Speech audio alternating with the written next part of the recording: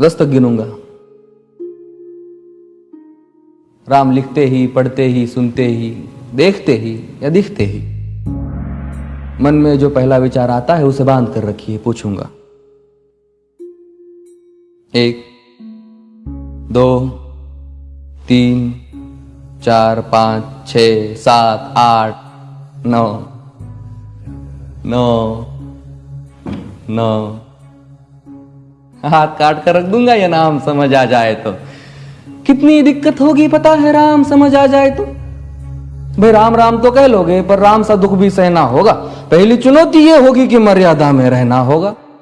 और मर्यादा में रहना मतलब कुछ खास नहीं कर जाना है, बस त्याग को गले लगाना है और अहंकार जलाना है। अब अपने राम लला के खातिर इतना ना कर पाओगे और शबरी का जूठा खाओगे तो पुरुषोत्तम कहलाओगे। काम क्रोध के भीतर रहकर तुमको शीतल बनना होगा। बुद्ध भी जिसकी इच्छाओं में बैठे वैसा पीपल बनना होगा ये सब कुछ, और वो भी शून्य में रहकर प्यारे। तभी तुमको पता चलेगा कि कितने अद्भुत राम हमारे। सोच रहे हो कौन हूं मैं? चलो बता ही देता हूं। तुमने ही तो नाम दिया था मैं पागल कहलाता हूं। नया नया हूं यहां पे तो ना पहले किसी को देखा है। वैसे तो हूं त्रेता से, मुझे कृष्ण किसी ने कलयुग भेजा है। भाई बात वहां तक फैल गई है कि यहां कुछ तो मंगल होने को है कि भरत से भारत हुए राज में सुना है राम जी आने को है। बड़े भाग्यशाली हो तुम सब। नहीं, वहां पे सब यही कहते हैं कि हम तो राम राज्य में रहते थे पर इन सब में राम रहते हैं। यानी तुम सब में राम का अंश छुपा है। मतलब वो तुम में आते हैं रहने। सच है या फिर गलत खबर? अगर सच्ची है तो क्या कहने।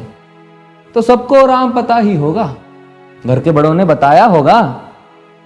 तो बताओ फिर कि क्या है राम। बताओ फिर कि क्या है राम। बताओ। अरे पता है तुमको क्या है राम?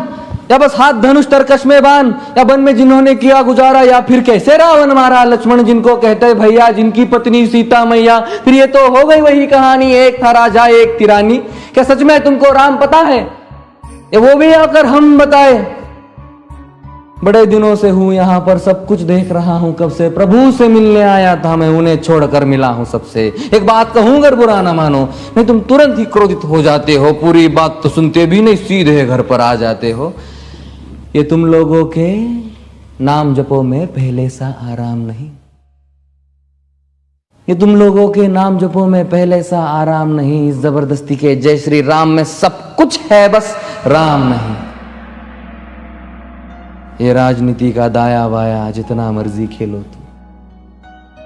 दाया बाया, अरे दाया बाया ये तुम्हारी वर्तमान प्रादेशिक भाषा में क्या कहते हो उसे? हाँ वो लेफ्ट एंड राइट। ये राजनीति का दाया बाया जितना मर्जी खेलो तुम चेतावनी को, लेकिन मेरी अपने जहन में डालो तुम।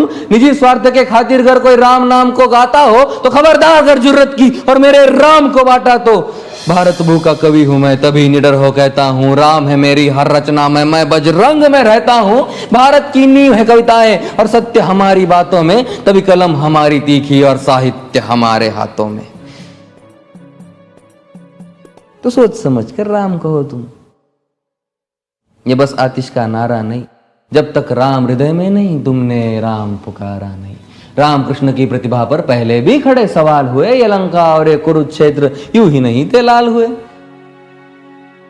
अरे प्रसन्न हंसना भी है और पल पल रोना भी है राम। सब कुछ पाना भी है और सब पाकर खोना भी है राम। ब्रह्मा जी के कुल से होकर जो जंगल में सोए हो, जो अपनी जीत का हर्ष छोड़ रावण की मौत पे रोए हो। शिव जी जिनकी सेवा खातिर मारुत रूप में आ जाए। शेष नाग खुद लक्ष्मण बनकर जिनके रक्षक हो जाए। और तुम लोभ क्रोध अहंकार छल कपट सीने से लगा कर सो जाओगे तो कैसे भक्त बनोगे उनके, कैसे राम समझ पाओगे? अघोर क्या है पता नहीं और शिव जी का वरदान चाहिए। ब्रह्मचर्य का इल्म नहीं, इन्हें भक्त स्वरूप हनुमान चाहिए। भगवा क्या है पता, लहराना सबको होता है पर भगवा क्या है वो जाने जो भगवा ओढ़ के सोता है। राम से मिलना, राम से मिलना, राम से मिलना है ना तुमको? निश्चित मंदिर जाना होगा पर उससे पहले भीतर जा संग अपने राम को लाना होगा। जय सिया राम। और हाँ, अवधपुरी का उत्सव है, कोई कसर नहीं, सब खूब मनाना। मेरे प्रभु है आने वाले, रथ को उनके खूब सजाना। वो द्वापर में कोई राह तक है, मुझे उनको लेने जाना है। चलिए तो फिर मिलते हैं, हमें भी अयोध्या आना है। जय सिया राम। फिर से